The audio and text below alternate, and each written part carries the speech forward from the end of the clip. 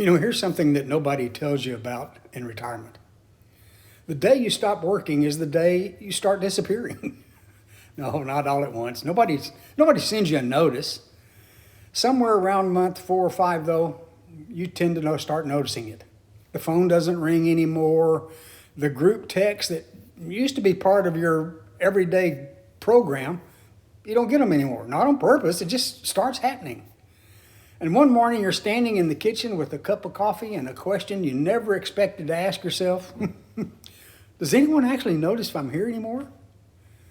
Hey, good morning. My name's Bill Bergfeld, and if that question just landed somewhere uncomfortable inside you, I want you to hear this clearly. You're not alone, yes, believe me. And you're not imagining it either. Here's what I mean.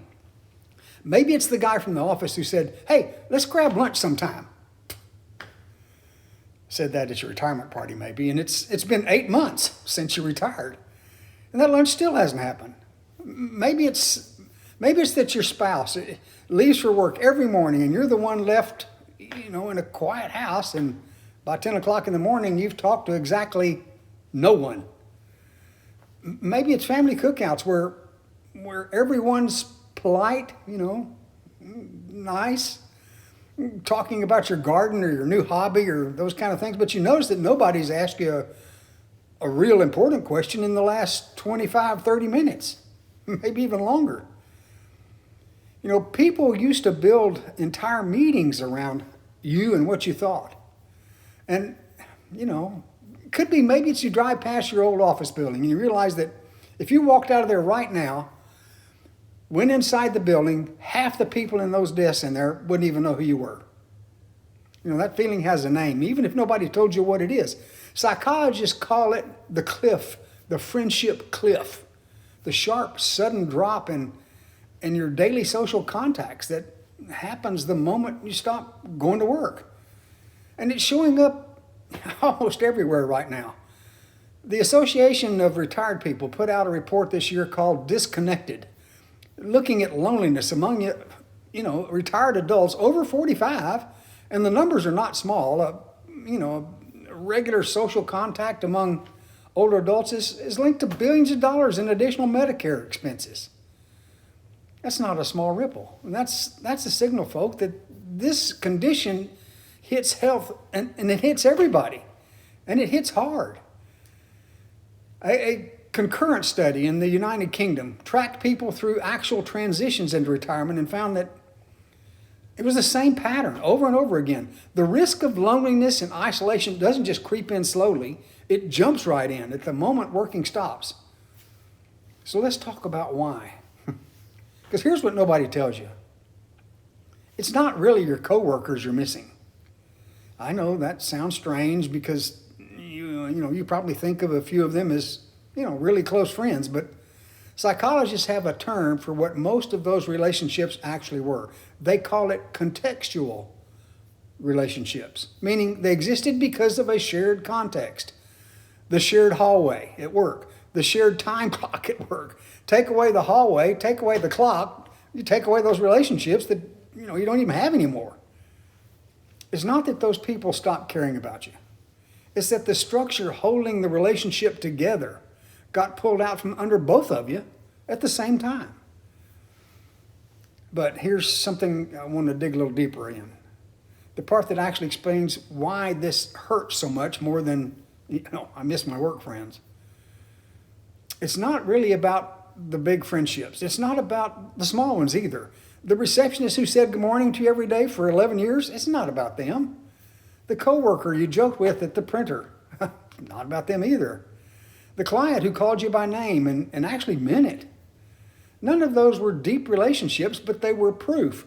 Dozens of tiny daily proofs that you existed in other people's day. That your presence mattered to someone.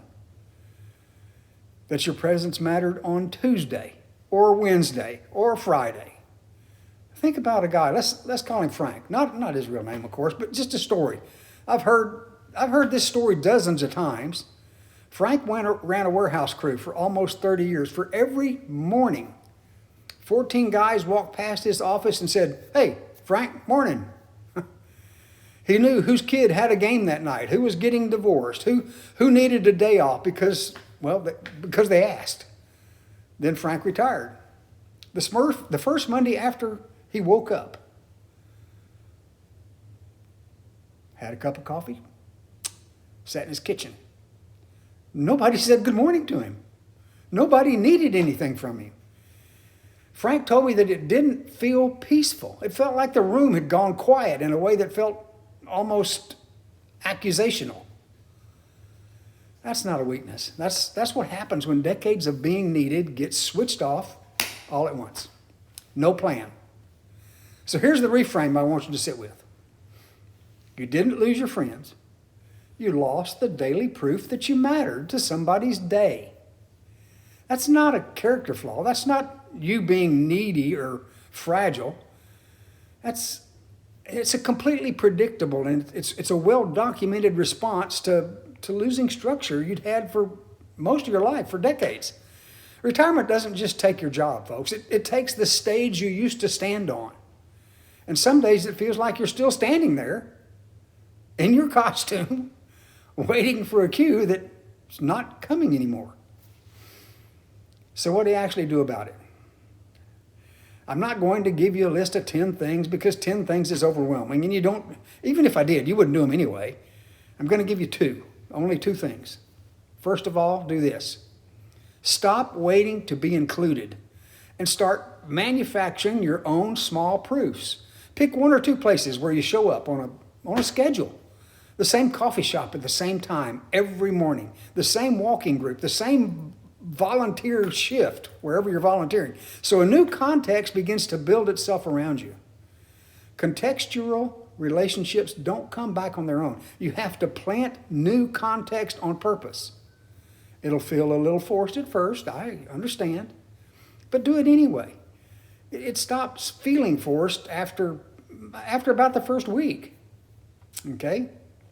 The second thing I want to encourage you to do, be the one who reaches out first.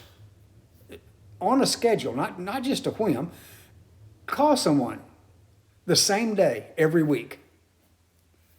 Not let's get together sometime.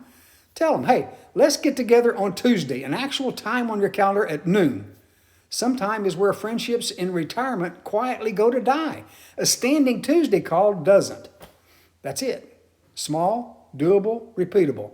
Not 10 things, only 2. If this describes something you felt but never said out loud, I want you to do one thing before we finish this video. Leave a comment and tell me the specific moment you first felt invisible in retirement. Was it a lunch that never happened? A quiet Monday morning at the kitchen table with your coffee? I read every single message, and whatever you write, someday somebody is going to read it and recognize they feel that way too. If you haven't already, hit subscribe. I put out a new video basically every week on real unspoken side of retirement. Everybody talks about finances. I'd rather talk about the things nobody ever talks about. And if you want to go deeper on this particular subject, I've got 3 new posts coming in this week on the Hub, walking through exactly why this happens and exactly what to do about it. One specific situation at a time. The link's right below this video. You did everything right to get into retirement, the stage of your life, this chapter of your life. Nobody told you that showing up for yourself now takes just as much intention as it required for showing up for work every day. Yeah. Anyway, hope you have a great one. I'll see you next week. Take care. Bye now.